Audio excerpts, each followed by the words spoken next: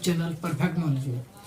जैसा कि आपको पता है कि हमने पिछले वीडियो में सवाल नंबर 2 के आपको 2 पार्ट पढ़ा दिए थे।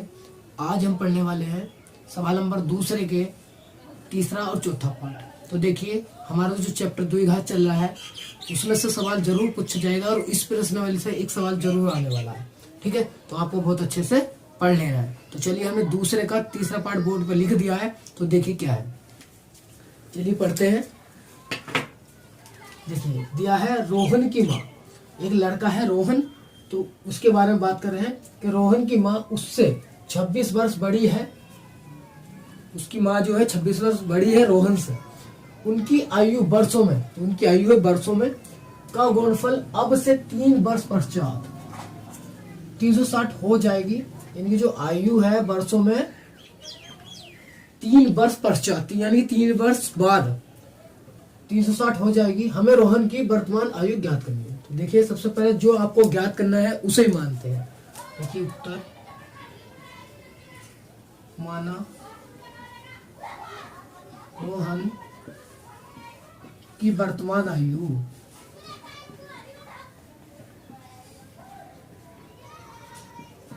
बराबर x वर्ष। तो देखिए रोहन की तुमने वर्तमान आयु कितनी मान ली, x वर्ष मान ली। ठीक है, तो रोहन की माँ की आयु हमें पता चल जाएगी। लिखेंगे माना रोहन की माँ की वर्तमान आयु कितनी हो जाएगी। देखिए 26 वर्ष बड़ी है तो x प्लस 26, ये हो गई रोहन की माँ की आयु।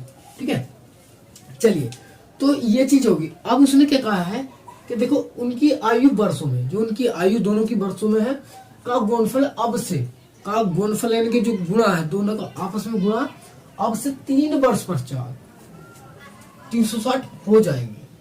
तो देखिए 3 वर्ष पश्चात अगर मैं रोहन की आयु का पता करूं, 3 वर्ष पश्चात रोहन की आयु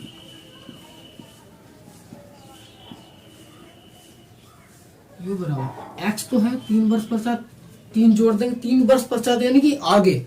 जब मान लो हमारी आयु आज 20 वर्ष है, अगर हम कहें 3 वर्ष बाद कितनी होगी तो 23 वर्ष होगी। सिंपल सी बात है, यानी कि जोड़ देंगे आयु में। तो रोहन की आयु कितनी थी x, आपने 3 जोड़ दी 3 वर्ष बाद। ठीक है, तो x प्लस 3 हो जाएगी। इसी तरीके से 3 वर्ष पश्चात रोहन की माँ की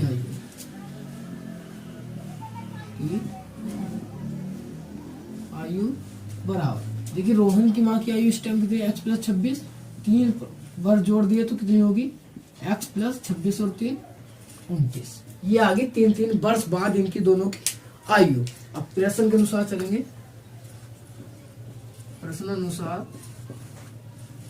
देखिए 3 वर्ष पश्चात दोनों की आयु का गुणनफल यानी कि x प्लस 3 गुणा x प्लस 29 कितना दिया हमें 360।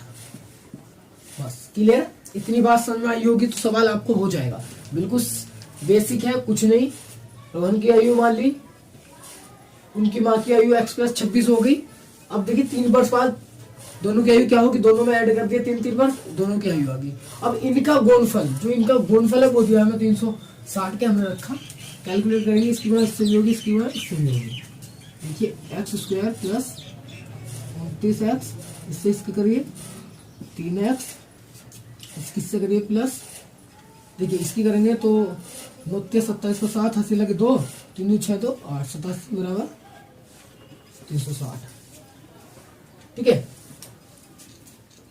चलिए अब एक्स स्क्वायर प्लस 29 और 3 32x प्लस 87 ऐसे ही इधर लाइए माइनस को 360 बराबर 0। एक्स स्क्वायर प्लस 32x 360 में 87 घटाइए,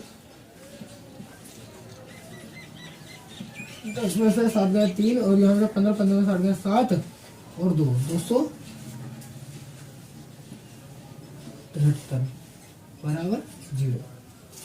अब देखिए यहाँ पर आपको द्विघात समीकरण दिखाई दे रही होगी। अब ये द्विघात कैरी है कि इसकी आपको यहाँ से गुणा करना है, 273 का यहाँ गुणा और घटा के 32 आना चाहिए और गुणा करके ये आना चाहिए। तो 273 के फैक्टर करेंगे, देखिए 3 से कट जाएगा, 3 नम 27 और 3 का 3, फिर ये आपको फिर कटेगा 7 से कट जाएगा, 7 का 7, 7 के 21 और 13 का 13। देखिए अब इसके फैक्टर करेंगे, 13 क्या 39 माइनस 7, 39 में 7 घटेंगे 32 बचेंगे, तो हमें फैक्टर मिल गया 39 माइनस 7। चलिए रख देंगे फैक्टर इसके अंदर, एक्स स्क्वायर, इसकी जगह हम लिख देंगे 39 माइनस 7, एक्स ऐसे ही माइनस 273 बराबर 0। चलिए अब सोल्व करते हैं इसे, x square plus 39 x minus 7 x और माइनस के 273 बराबर 0। इन दोनों में कॉमन है एक्स, तो एक्स प्लस 39, इन दोनों में माइनस 7 है तो एक्स प्लस, देखिए 39 हो जाएगा, 7 के 21 और बचेगा कितना, 7 के 21, 21 ये बचा 6 और कितना हो गया 63, 7 नम 63 बराबर 0। इसके साथ ये लेंगे x माइनस 7 और दोनों ब्रैकेट में से एक लेंगे, तो x प्लस 39 बराबर 0। देखिए दोनों को अलग अलग बराबर 0 रखूंगा, x माइनस 7 बराबर 0, तो x का मान आ गया 7, x प्लस 39 बराबर 0, तो x बराबर आ गया माइनस के 39, x बराबर माइनस के 39 मान्य है, क्योंकि आयु ऋणात्मक नहीं होती। ठीक है, आते हैं x बराबर 7 मान्य है। ठीक है, x बराबर 7 मान्य है, तो ये x क्या था हमारा, क्या था हमारा x, रोहन की वर्तमान आयु, तो लिख देंगे, आते हैं रोहन की वर्तमान आयु बराबर x थी, x का आया 7 वर्ष थी। ठीक है, इस तरीके से आपको ये सवाल करना था, बिल्कुल इजी था, कुछ नहीं करना। देखिए समझने का फेर है, बस एक बार समझ लिया तो सवाल सारा हो गया। देखिए सबसे पहले हमें दिया था रोहन की माँ उससे 26 वर्ष बड़ी है, उनकी आयु का गुणनफल जो था अब से 3 वर्ष पश्चात 360 हो जाएगी। हमें रोहन की वर्तमान आयु ज्ञात करनी थी, रोहन की वर्तमान आयु ही हमने मान ली, उसके बाद उनकी माँ की आयु निकल गई x प्लस 26, फिर 3 वर्ष पश्चात ले गए रोहन की आयु x प्लस 3 और उनकी माँ की आयु x प्लस 29, दोनों का गुणनफल बराबर हमें 360 का दिया था। कैलकुलेट करा, द्विघात समीकरण में हल करा, x के 2 मान है, ऋणात्मक और एक धनात्मक। ऋणात्मक लेना नहीं है क्योंकि आयु ऋणात्मक नहीं होती है, इसलिए x बराबर हमारा मान्य है, तो x ही हमारा क्या था, रोहन की वर्तमान आयु जो हमें काल लेती है। ठीक है, तो इस तरीके से ये सवाल होता है। चलिए आप इसका स्क्रीनशॉट लेंगे, आप करेंगे हम इसका लास्ट का पार्ट यानी कि चौथा पार्ट। ठीक है, आप इसका स्क्रीनशॉट लेंगे। तो देखिए आज का लास्ट पार्ट यानी कि चौथा पार्ट हमने बोर्ड पे लिख दिया है, समझिए क्या है। तो देखिए इन्होंने दिया है कि एक रेलगाड़ी है 480 किलोमीटर की दूरी समान चाल से तय करती है। 480 किलोमीटर की दूरी जो समान चाल से तय करती है, यानी कि एक निश्चित चाल से वो चल रही है। यदि इसकी चाल यानी कि रेलगाड़ी की चाल 8 किलो प्रति घंटा कम होती तो वह उसी दूरी को तय करने में, जो दूरी तय कर रही है उसी दूरी को तय करने में 3 घंटे अधिक लेती। हमें रेलगाड़ी की चाल ज्ञात करनी है। तो देखिए ये तो स्पष्ट हो गया होगा, मानना क्या है, रेलगाड़ी की चाल मान्य है। लेकिन एक फॉर्मूला आपको मैं शुरू में यहाँ बता देता हूँ, चाल बराबर दूरी बटा समय। ये फॉर्मूला आपने जरूर पढ़ा होगा। समय इधर लाएंगे तो समय बराबर दूरी बटे चाल। ये चीज आप दिमाग में बिठा लीजिए, ये फॉर्मूला ही सारे सवाल को करेगा। देखिए सबसे शुरू में उत्तर लिखेंगे, लिख देंगे माना रेल गाड़ी की चाल बराबर x किलोमीटर प्रति घंटा। हमने जो गाड़ी की चाल थी वो हमने मान ली, ठीक है। माना रेलगाड़ी की चाल बराबर x किलोमीटर प्रति घंटा, ठीक है। अब देखिए प्रश्न अनुसार यहां से समझना इंपॉर्टेंट है। देखिए हमें समय जो दिया है, हमें समय के बारे में बताया गया है कि 3 घंटे अधिक लेते हैं, है ना। अब और क्या दिया है, इसमें दूरी दे रखी है, चाल हमें बताई रखी, बस ये क्या रखा है कि चाल इतनी कम कर दी जाती है। तो देखिए समय दे रखा, तो सब समय को ही निकालेंगे। देखिए दूरी 480 किलोमीटर है, चाल x है। जब वो समान चाल से चल रही है तो समय इतना आया है 480 बटे x, ठीक है। जब दूसरा समय दूरी कितनी है 480 है, लेकिन चाल कम कर दी। क्या कम कर दी? चाल कम कर दी। कितनी कर दी? x माइनस 8 कम कर दी। तो ये जो गाड़ी है इससे कितना ज्यादा लेती है? 3 घंटे अधिक लेती है ना। तो देखिए कैसे, सबसे पहले 480 बटे x बराबर आपको 480 बटे x। इस सवाल में इस तरीके से आपको लिख लेना है, क्योंकि देखिए ये दूरी है बटे चाल है, दूरी है बटे चाल है, ठीक है। दोनों का समय है जब ये समान चाल से चल रही है और जब ये 8 किलोमीटर प्रति घंटा कम कर रही है। अब देखिए हमने इसकी चाल में कर दी 8 कम, तो दोनों ही समय है, ठीक है। तो इसलिए दोनों को बराबर लिया है। लेकिन इसने कहा है कि वह उसी दूरी को तय करने में 3 घंटे अधिक लेती है। कौन सी गाड़ी अधिक ले रही है? ये वाली गाड़ी ले रही है, इससे अधिक, इससे अधिक 3 घंटे अधिक लेती है। ध्यान रखना है, ये इंपॉर्टेंट बात है, यहाँ से पूरा सवाल होगा। दोबारा एक बार और रिवाइज कर रहा हूं मैं। देखिए दूरी कितनी है 480 बटे x, यही दूरी तय करनी है जब चाल 8 किलोमीटर प्रति घंटा कम कर दी जाती है। तो हमने 480 बटे 8 कम कर दी। ये गाड़ी ऐसा करके ये गाड़ी 3 घंटा इससे अधिक लेती है, तो हमने इसमें ये 3 घंटा ऐड कर दिया। ये देखना है, ऐसा नहीं कि आप इसमें ऐड कर दो, बहुत अच्छे से समझना है, ठीक है। तो इस तरीके से इसमें ये ऐड कर दिया। अब देखिए अब इसे आप सोल्व करेंगे, ठीक है। सोल्व करेंगे किस तरीके से? 480 बटे, देखिए इसमें दोनों में एलसीएम बताइए। एक्स एलसीएम आएगा प्लस एक्स, एक्स में भाग दूंगा, एक आएगा, 1 की गुणा 480 में 480, और ये 3x हो जाएगा बराबर 480 बटे x माइनस 8। देखिए ये इधर जाएगा और ये इधर आएगा, ठीक है, ये इधर। तो 480 प्लस 3x ब्रैकेट बंद, x माइनस 8 बराबर ये इधर 180x। सिंपल है, इतना नीचे को कोई दिक्कत नहीं होने वाली, मैं ये बनाना मेन है, ठीक है।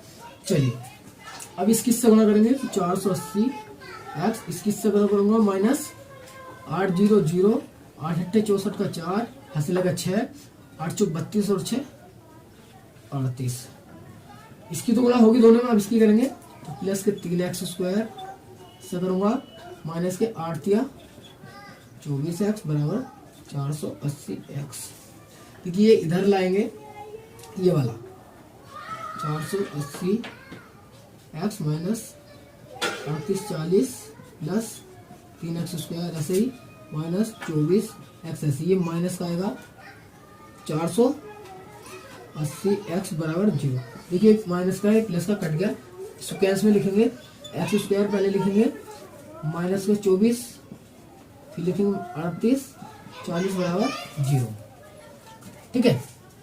चलिए अब देखिए इसमें 3 कॉमन है, तो कॉमन ले लेंगे 3, एक्स स्क्वायर 3 8 24 माइनस 3 करना 3 3 2 6, और 3 में बचे कितना 2, 3 8 24 0 बराबर 0। ये 3 इधर 0 में चला जाएगा, तो एक्स स्क्वायर माइनस के 8x माइनस के 1280 बराबर 0। अब देखिए यहाँ पे आके ये द्विघात समीकरण बन गई है। अब इस द्विघात समीकरण को आपको हल करना है, पहले फैक्टर करने पड़ेंगे इसके 1280 के। तो चलिए 1280 के फैक्टर करेंगे, 2 से काटेंगे 2 6 12, 2 चौक 8 0, 2 से काटेंगे 2 3 6, 2 3 4 0, 2 से काटेंगे 2 गुना 2 6 12 0, 2 8 16 0, 2 चौक 8 0, 2 दूनी 4 0, 2 ढाई 10 0, 2 पंजे 10 और 5 गुना 5।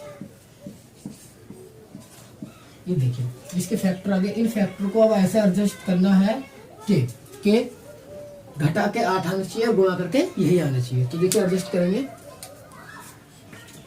2 दूनी 4, 4 दूनी 8, 8 दूनी 16, 16 दूनी 32, यहाँ पे हमने रोक दिया है ना। 5 दूनी 10, 10 दूनी 20 और 20 दूनी 40। तो देखिए 40 माइनस 32, तो 40 माइनस 32 घटा के 8 आ रहा है, तो हमारे फैक्टर राइट हमें मिल गया है। ठीक है, आप 1-2 बार प्रैक्टिस करेंगे, आप डायरेक्ट कर लेंगे। ठीक है, तो चलिए इसे लिखते हैं हम एक्स स्क्वायर माइनस, इसकी जगह लिखेंगे 40 माइनस के 32, एक्स ऐसे ही माइनस ऐसे 1280 बराबर 0। ठीक है, चलिए इसे अंदर खोल लेंगे माइनस को, x square minus 40x minus minus plus 32x minus के 1280 बराबर 0 ऐसे ही। इन दोनों में कॉमन है x माइनस 40 ऐसे ही, प्लस इसमें 32 कॉमन है, x माइनस 40 आ जाएगा बराबर 0। ठीक है, अब ये डायरेक्ट आपको दिखाई दे रहा होगा, तो हमें पता है 32 कॉमन है, जब तो ये दोनों ब्रैकेट सेम बनेंगे, चाहे आप भाग देख के देख लेंगे सर, यही आने वाला है। ठीक है, चलिए x प्लस 32 ये अलग इसके साथ ये ले लेंगे और एक ब्रैकेट में से ये ले लेंगे बराबर 0। दोनों को 0 कर बराबर रखेंगे, तो x बराबर आ गया माइनस के 32 और x माइनस 40 बराबर 0 रखेंगे, तो x बराबर आ गया 40। इस तरीके से हमारे मान आ गए। तो देखिए x बराबर माइनस के 32 अमान्य है, क्योंकि चाल ऋणात्मक नहीं होती। ठीक है, अतः x बराबर 40 मान्य है। तो ये चीज हो गई। अब देखिए x ही हमने क्या माना था, रेलगाड़ी की चाल, तो लिख देंगे अतः रेलगाड़ी की चाल बराबर x किलोमीटर प्रति घंटा थी, 40 किलोमीटर प्रति घंटा, ये हमारी चाल आ गई रेलगाड़ी की।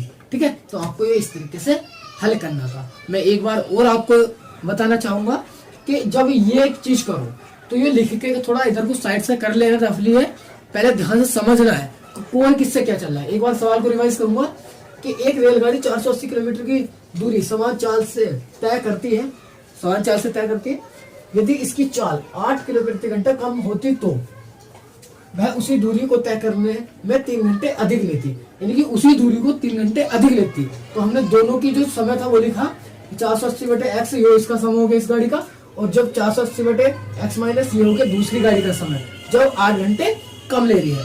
तो कौन सी, ये वाली गाड़ी इस वाले से इससे कितनी ले रहा है, 3 घंटे ज्यादा ले रही है ना। ये वाली गाड़ी अगर ये मान लो 5 घंटे में आ रही है, तो ये वाली गाड़ी की कितनी आएगी, 3 घंटे अधिक में 8 घंटे में आएगी। ठीक है, क्लियर है, ये बात बनानी मैंने, बाकी तो आपको दिख रहा होगा। द्विघात समीकरण बना, इसके बाद हल करा, दोनों माना, एक ऋणात्मक एक पॉजिटिव, एक ऋणात्मक एक धनात्मक।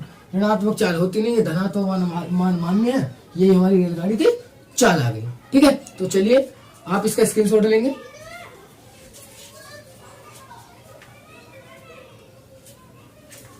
तो मैं आशा करता हूं कि आपको ये सवाल समझ में आए होंगे दोनों। ठीक है, आप अच्छे से 1-2 बार प्रैक्टिस करेंगे, आप पे बहुत अच्छे से आ जाएंगे। ठीक है, तो चलते हैं, आज के लिए इतना ही, अगली वीडियो मिलेंगे अगले टॉपिक के साथ। ठीक है, जय